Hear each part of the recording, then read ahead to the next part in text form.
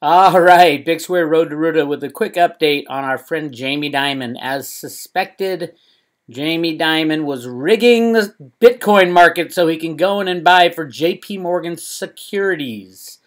Just the other day, Jamie Dimon said that it is a fraud. It's making stupid people, such as my daughter, feel like they're geniuses. It's going to get somebody killed. I'll fire anyone who touches it. Jamie Dimon.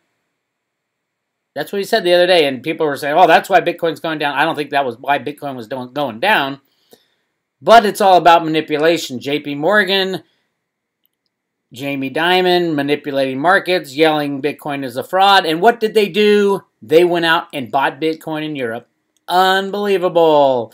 I thought the CFTC said that Bitcoin was being watched for manipulation. Apparently not Jamie Dimon, huh?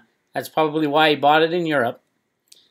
Let's see, it was found on Bitcoin Tracker 1, SEK, is an open-end exchange-traded note incorporated in Sweden. The ETN is denominated in SEK and provides investors with access to returns of the underlying asset, US dollar per Bitcoin, less fees.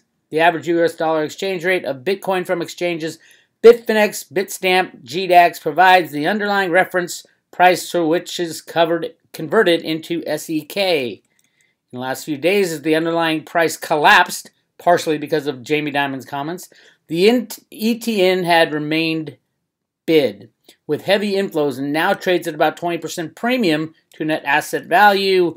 And you click on who are the biggest buyers right here in the Nordet. Right there, number 4, biggest buyer, JP Morgan Securities Limited. Well, Jamie, you lied again. What else is new, right? Remember when Blythe Masters came out and said, oh, JP Morgan never takes a position pro or against any commodity, and then a couple months later they were busted for rigging the energy markets? We all know they rigged the silver market. Jamie Dimon is completely busted in this lie. So, well, you know, if Jamie Dimon was a normal trader, that's what traders do. They lie about their position, then they go do the opposite.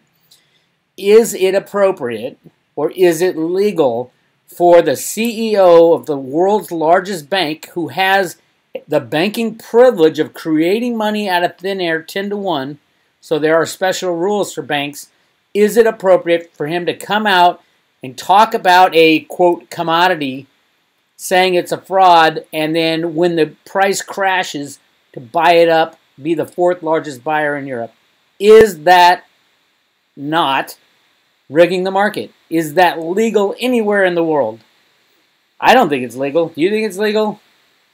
Maybe a trader that didn't have that kind of influence and sway over the market, but Jamie Dimon himself, and everybody was saying Jamie Dimon was the reason the Bitcoin price was falling, and what does he do? He goes and buys it.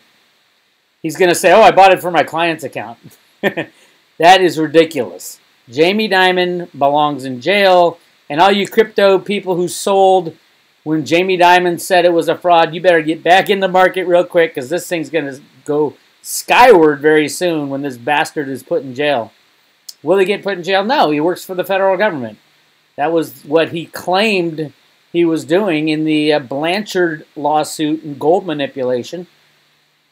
Basically, Blanchard sued JP Morgan and Barrick Gold because they were rigging the market. And what was the defense pulled up by none other than JP Morgan? Is that they were an agent of the U.S. government, so they could not be sued. Don't you love that? Anyway, that's your update for the day. The whole JP Morgan, Jamie Dimon hoopla is a ridiculous joke. And remember, Jamie Dimon said, I would fire anybody who ever traded anything related to Bitcoin.